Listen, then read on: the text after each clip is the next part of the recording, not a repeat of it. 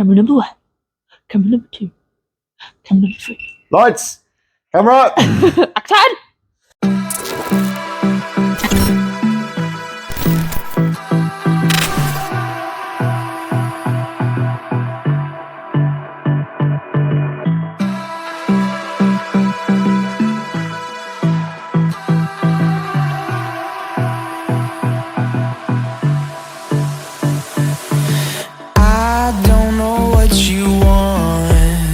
Let's have a bit of fun till I downfall. My love, if you feel like I do right now, don't say you're on the run to the other side, my love.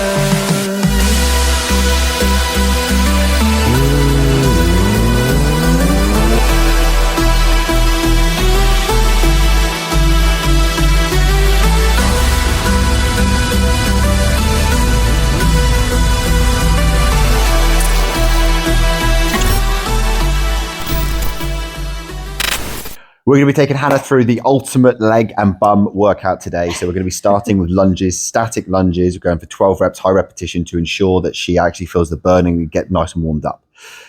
She has done a little bit of mobility work just to begin with, just to get everything flowing through the hips, the knees, the legs, all of that kind of stuff, just to build up all the synovial fluid in the joints and make sure that everything's flowing properly and she doesn't get any crunching while she's going through the exercise.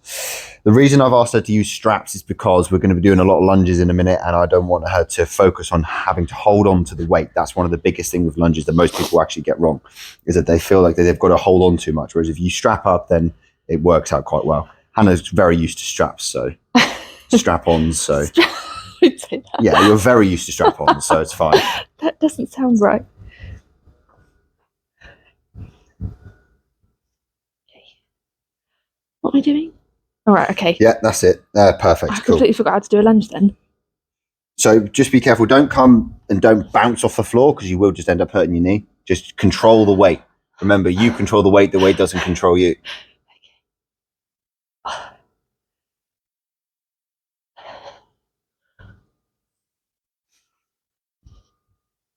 I don't like lunges. What do you mean you don't like lunges? I don't like them. Yeah, we love lunges. I don't think I should take my shoes off. Yeah, no. You don't want shoes on, especially shoes like this. Shoes like this are extremely dangerous. When you're doing anything leg orientated, you don't want to have shoes on. If your gym makes you wear shoes, change gym. Simple as that. Gym, wearing shoes when you're doing leg exercises, deadlifts, squats, lunges, anything apart from calf raises. Sometimes calf raises without shoes on can be quite painful. You want to ensure that you're safe as possible. There are some shoes you can wear while doing leg exercises. There are specific squatting shoes you can wear. Converse are very flat shoes. Basically anything with foam on them, anything that is going to create that instability is something you do not want to use. So the rule of thumb is just go barefoot and you're always going to be in the safest position possible. That's it. No, but that's perfect. So this is the point of the exercise, especially these beginning few sets. We really just want to get that lactic acid inside the muscle. We want to feel the burn. We want to make sure that the legs are working properly. Feel good? Sure. Sure. I need a drink already. Do you want me to run and grab you one? Please. Right, when I freak out in a minute, or when we leave, I'm going to leave my keys in my locker. Okay.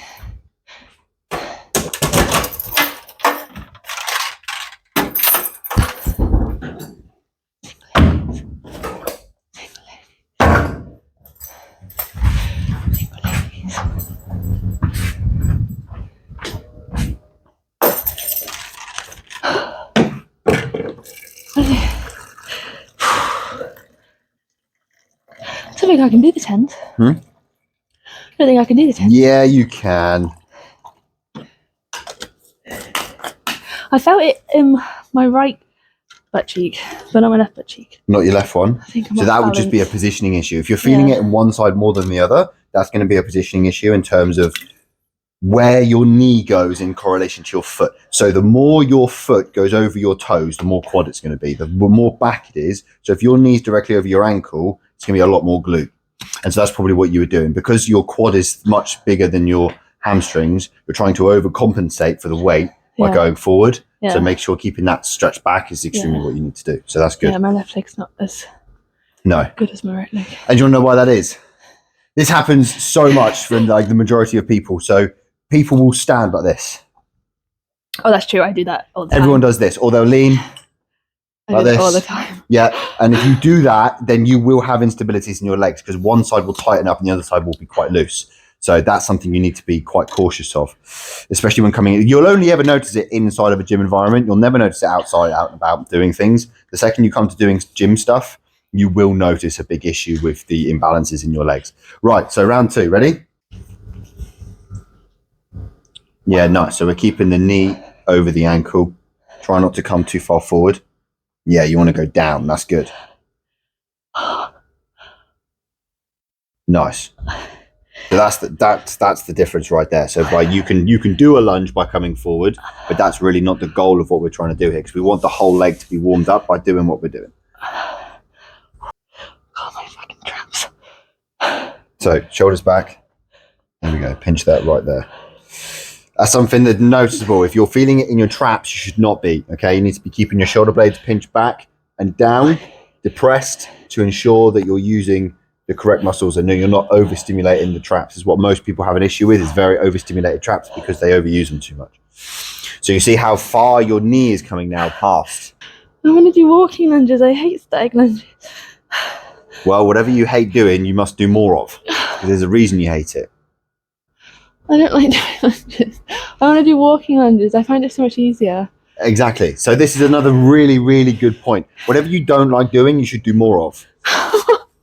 If it doesn't cause you pain and you can still feel them, can you still feel the muscles are working?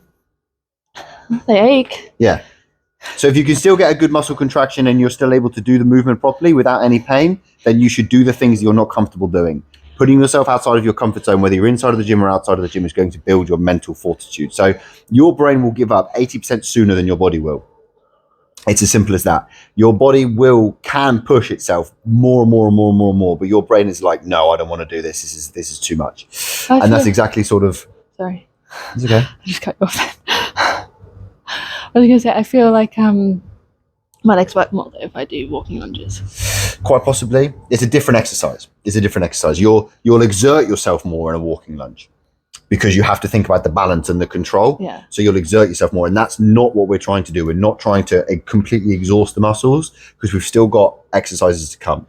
Okay. These primary exercises is a pre-exhaust, but not a complete exhaust. So you're trying to pre-exhaust the legs before we move into squats and deadlifts and things like that, because we don't want you to be too tired and not be able to complete any of the other exercises.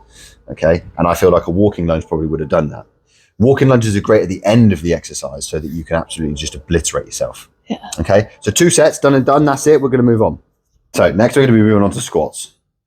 All the exercises that we're going to be doing today are compound movements, because compound movements are the best way to make your muscles grow at the end of the day. Stimulating multiple joints at one time is extremely important. Everybody likes to go into the gym and go through the motions like you did, like you used to do. Yeah. You go into the gym, you're like, yay, the machines! Yay, machines! And it's just like, no. It's okay, the machines. Free weights. Free weights are where you're going to build the muscle. You did a mix. Okay, ready? So we're going to do one warm-up set, and then we're going to jump straight into it. Thankfully, Hannah sort of really knows what she's doing in terms of weights, so there's very little guidance I actually have to put in. She's been training now for a couple of years, so it works out quite well. Very flexible, good range of motion in the ankles, the hips, and the knees. So she gets very, very good depth when it comes to squats. I don't know what I did then. Now, there's 2 primary ways to do squats, and it all depends on how far your knee comes past your toes and how upright you keep. So the more upright you are in a squat, the more quads it's going to use. The more bent over you are, then the more ass and glutes it's going to use. Both are very effective at doing whatever you need to do in terms of building muscle. But some people just don't have the correct amount of flexibility in their joints to be able to do everything that they need to do. You happy to jump straight to 40, or do you want to wait or do you want to go 30 first? 30, please. 30. So the only thing that I would have improved with Hannah's squats is the ass to grass. However, I don't think she's got the range of motion. That's the grass. Yeah, so you have your feet a little bit wider than you do normally, Yeah. and you go all the way down and back up again. Proper all the way down. So your arse touches the ground. Oh, And that's why it's called ass to grass. I see. So when you come up, I know I've got my shoes on, don't fucking rip me for it. And then you have your feet a little bit wider than normal, and then as you go down, all the way down and all the way back up again. When you do your squat, you stop there, which is perfectly fine, and then come back up again. But the full range of motion in a squat is down like that. No, high impact. And that's what a lot of people do. We're not here to build our cardiovascular systems. We're here to build muscle. However, a lot of you out there, Hannah included, does rest sometimes far too long, and you're allowing too much recovery. And what happens is you get cold. So this is primary example. This is one of Hannah's top things that she does that really irritates me from a training perspective. Is she'll sit around and get cold and have to put a jumper on, and then jumper on, jumper off, jumper on, jumper off. If you have to put your jumper on in the middle of a session, you're not working hard enough. It's just as simple as that. I'm sorry to say that, babe. I don't think I can do the... No. Just do what you're comfortable doing. Okay. If you wanted me to do it, you should have said beforehand. No. Because some people don't have the range of motion anyway. So that's absolutely fine. Because by doing this, we're keeping the tension on the joints at all times anyway. So that's perfectly good. Okay, so warm-up's done.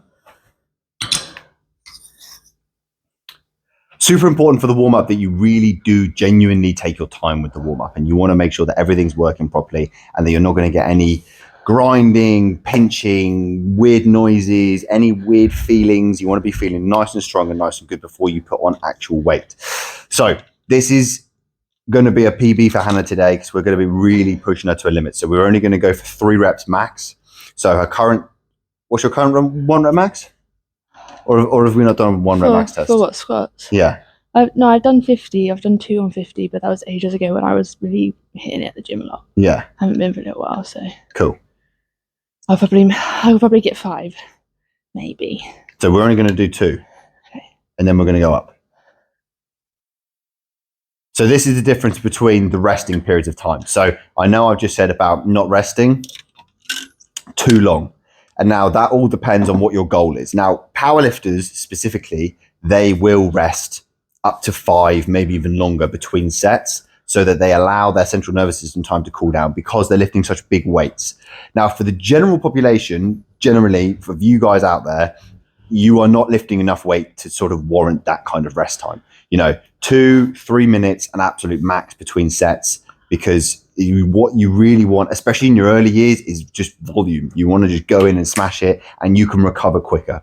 The older you get and the more experienced you get, the less you actually have to do in order to stimulate a muscle, because you cannot recover from it. Whereas when you're young and when you're able to just absolutely smash it, you're able to absolutely smash it. And that's that was my biggest mistake, is that I didn't hit it hard enough. I was trying to be as lean as I possibly could. And I didn't really think about the whole experience as a whole. And I didn't really think about muscle building as a whole. What I wanted to do was be lean. And now I actually understand that it isn't a case of being lean. It's a case of, if you want to be big and do the weights, then you need to actually hit the weights hard. So that's another thing with legs, is if you're stood up between your sets, you are not allowing your legs to recover properly. So sit down. Sit the fuck down. Oh, I thought we were going to do it. Yes, you ready? No. Yeah, if you're not resting between your sets, then properly resting between your sets, and I mean like actually sitting down, then that's going to be another big issue. And breathe in, hold your breath. You got this. That's it. Beautiful. One more. Exactly like that. Nice. So that's something you ladies need to understand, is it's not all about your ass. Unfortunately, it is stereotypically, but it is unfortunately true. Every girl I've ever met who's not a powerlifter just wants to train their ass. You appreciate a good bum. Everybody appreciates a good bum, but that's not the point. Everybody appreciates good shoulders and good arms as well. And you'll regret it when you get older. So I've just signed a new client today, and she's 52 years of age, and her biggest problem that she wants to get rid of is her flappy bingo wings. So there you go. There's a problem for you guys if you don't train your arms and you're going to have flappy bingo wings. And do you want flappy bingo wings? Nobody wants flappy bingo wings.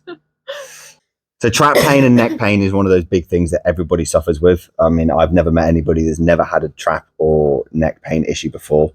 And unfortunately, it does just come from having a weak back. If you have a weak back, then you're like this, and you overcompensate massively with your traps all the time. And it's just what happens. And then what happens is they spasm. So stretches is extremely important. I've always gone on about stretching is extremely important. And then building your back. So your back is your powerhouse for everything, whether you're doing squats, deadlifts, you're doing bench press, you're doing whatever exercise it is, unless you're doing a seated, and when I say exercise, I mean proper exercise, then you have seated extensions and stuff like that where you don't particularly use your back, but anything seated, obviously it takes out every other muscle group, which is why I go against barbells and dumbbells and free weights, not just your standard run-of-the-mill go and sit on a machine for 2 hours and then just machine. Some machines are extremely good. I'm not dissing all machines, but the majority of muscle building comes from free weights, and it comes from actually engaging multiple muscles at one time, which is compound movements. In the squat, for example, we've got the quads, we've got the hammies, we've got the glutes, we've got the calves, we've got the back, we've got the core. It's an extremely all-round movement. The exact same thing with the deadlift. That's squats all in all. You need to be making sure you're bracing your core, always bracing your core in every single movement. It's extremely important. Imagine you've got a plastic bag and you put a stick inside the plastic bag. You can snap that stick, right? And that plastic bag is your core, the stick is your spine. Now, if you inflate that bag, it's almost impossible to touch the stick. It's the exact same thing with your core. Okay, if you do not inflate your core, if you do not use your core properly when you're doing exercises, then simply you will hurt your back. Whether it's your lower back, your upper back, whatever it is, you will hurt it if you do not engage it properly. And so that's why a lot of people use belts, because this is an external belt and you have one of these inside of your stomach. And that is what you use to brace your core. Now you put this on the outside and you have something to push against, which enables you to lift a lot more weight without having to sacrifice any core. But it does take a lot of core out of it. It doesn't take it completely, but it does. If you don't know how to use your core properly, then this is pointless. It's only going to hurt you more in the long run. So when using the belt, you don't want it to be done up stupidly tight, but at the same time, you need it done up tight enough to be able to actually engage properly. Deadlifts next. Deadlifts, full range of motion deadlifts. You'll probably see a lot of people, they do alternated grips, which is better for strength. If you want to lift a lot of weight unassisted, but it can build up muscular imbalances, so I just hazard against it. Best thing I think to do is just double overhand. In that way, you're building up the most. So with a deadlift, again, it's probably the most complicated exercise to get right for a beginner, 100%. Hannah's quite experienced. Hannah knows what she's doing. Ready to go? Let's do it. And like I just said, Hannah's been taking too long of rest breaks because now she's cold and she wants to put a jumper on. So the biggest things when doing the deadlift is to make sure that you pinch your shoulder blades back and you activate your lats. If you don't activate your lats properly, everything will be rounded forward and you will subsequently end up hurting your neck, hurting your back, hurting everything. And again, with the whole paper bag and stick, this is extremely important to make sure that you support your core properly so that your spine is nice and neutral. You see how her spine is perfectly flat the whole way through the movement. And the bar rides down her legs the whole way, up and down. Simple as that. That ensures that you're doing everything right, because you need to kick your bum back and then go down so that your back stays in the exact same position throughout the movement. When doing any kind of exercise, you cannot do it in the same rep range. And so what people love to do is they love to come in, do 3 sets of 12 on just everything.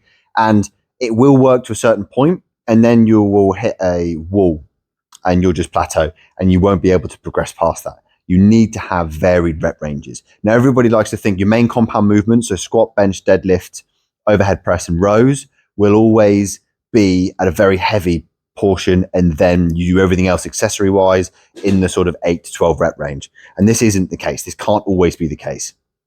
You need to vary your exercises and vary your rep ranges on every exercise to ensure that you are doing what you're doing. So the idea today was to do heavy compound movements and then light accessories, because it is sort of Hannah's first time back doing legs for a couple of weeks. And so we don't want to absolutely abuse her. Compound movements are done at a higher weight with less reps for a few key points. And that's because it uses a lot more energy to be able to do the compound movements because you're using so many more muscles and so many more joints. It is also a lot more taxing on the central nervous system, which means you get more tired a lot more quickly.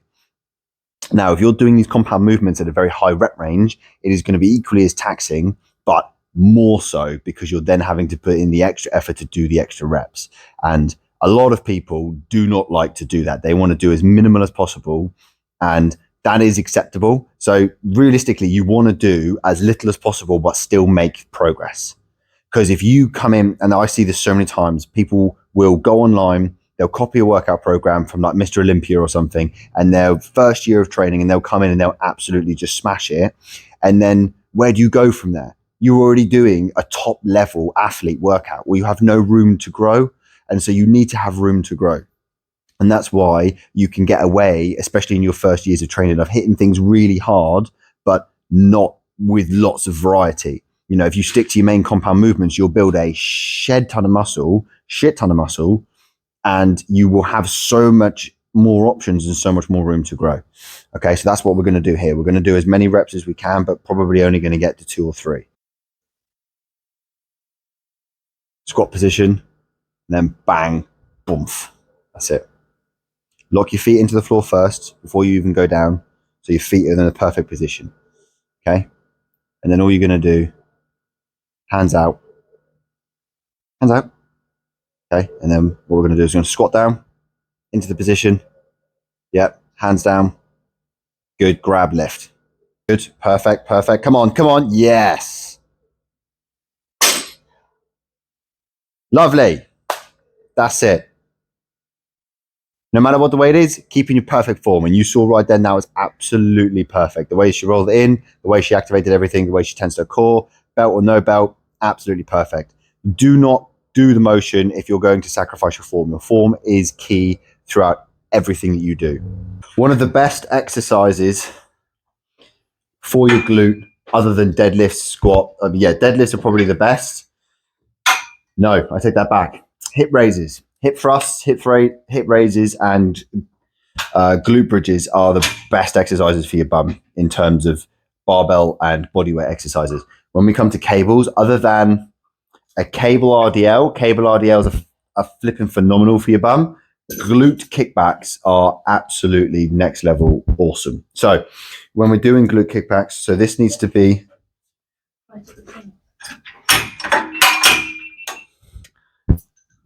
be as low as humanly possible. When you're doing that, you have a strap around your ankle, and then you want to be making sure that you are kicking away.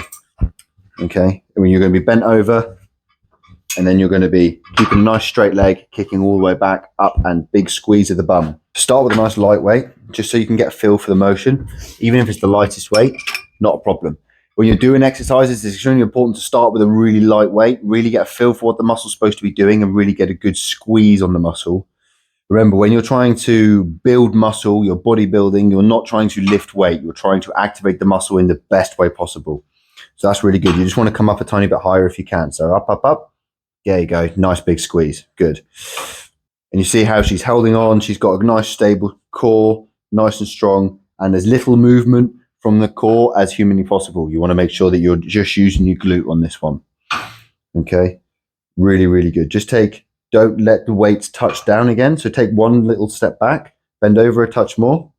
You want to keep the tension on the glute the entire time. The second the weight touches down, all of the tension is gone. And then therefore you're resting, and you don't want to be resting. You want to keep tension on the glute the entire time. So this is absolutely fantastic.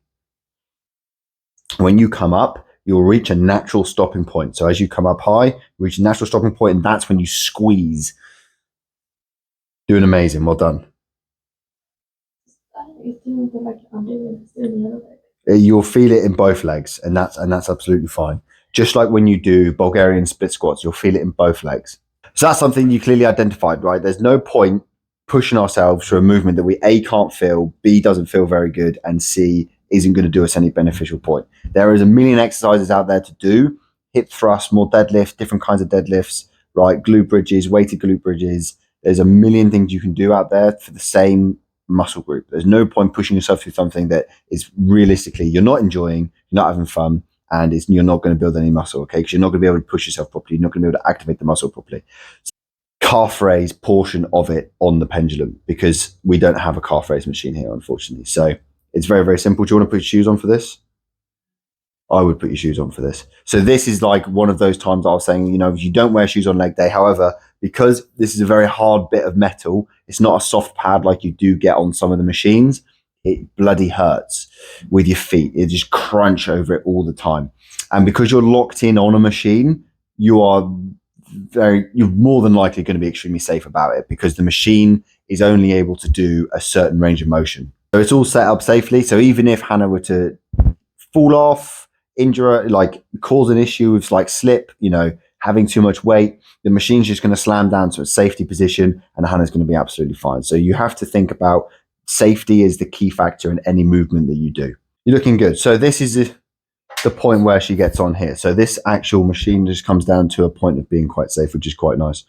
So with calf raises, what I see a lot of is people not getting the full range of motion. So it's really important to, when you're doing these particular calf raises, is to extend all the way down and then extend all the way up. That's super, super, super important. If you don't get that full range of motion, in any exercise, if you're not getting the full range of motion, then fundamentally you're not going to be training the muscle properly. It's just as simple as that.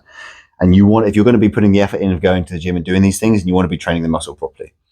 So calves they're just a complete bitch to train. Because you use your legs all the time, you need to really hit your calves hard. Most people really struggle growing their calves. And so what I'd recommend doing is doing them at the beginning of the workout. But yes, you really want to hit them hard, like really low reps, really high weight, but for a lot of sets as well, and variation. So drop sets are usually the best thing to do for calves. Absolutely just annihilate them and you'll be absolutely fine. I think for Hannah's first session back after a couple of weeks, I think we'll just keep it as 3 very PG sets. Good. That's what we want. Feeling it all the way up your back. Yeah, good. Yeah, nice. Good. Cool. So yeah, we've got very limited time left, and we've got very limited movements left. So yeah, we're going to do a couple more sets of these calf raises, and then we're going to be doing some leg extensions, and then that's going to be us done. Leg extensions, as you can see, is one of those things you can really, really, really go hard on. Because again, it's a machine, and you know, not all machines are bad. But provided you're prioritizing your compound movements, machines are fantastic, but you have to prioritize your compound movements. You cannot just come in and do machines. You will not do anywhere near as good as if you were doing compound movements. You will still make progress, provided you're pushing yourself hard enough, but you will not make anywhere near as much progress as if you were to do compound movements anywhere near as fast. So we've done squats, we've done deadlifts, we've done calves, we've done lunges. So all very, very, very good exercises. And now we're just finishing off by absolutely obliterating the quads. When I do these, I like to do drop sets. So I do 2 sets of just complete drop sets, and I work at a really, really high weight, and I do maximum of 8 reps, and I drop it down and 12 and 12 and 12, just to get the different stimulation in, different variety of rep ranges, different variety of intensity, and just absolutely abuse the legs. So that's our leg day. It's a very, very PG leg day because Hannah's been out of the gym for quite a while, and that's good. And that's what you guys need to understand, is that you do not need to spend hours in the gym. You do not need to kill yourselves in a gym to be able to make massive muscular progress.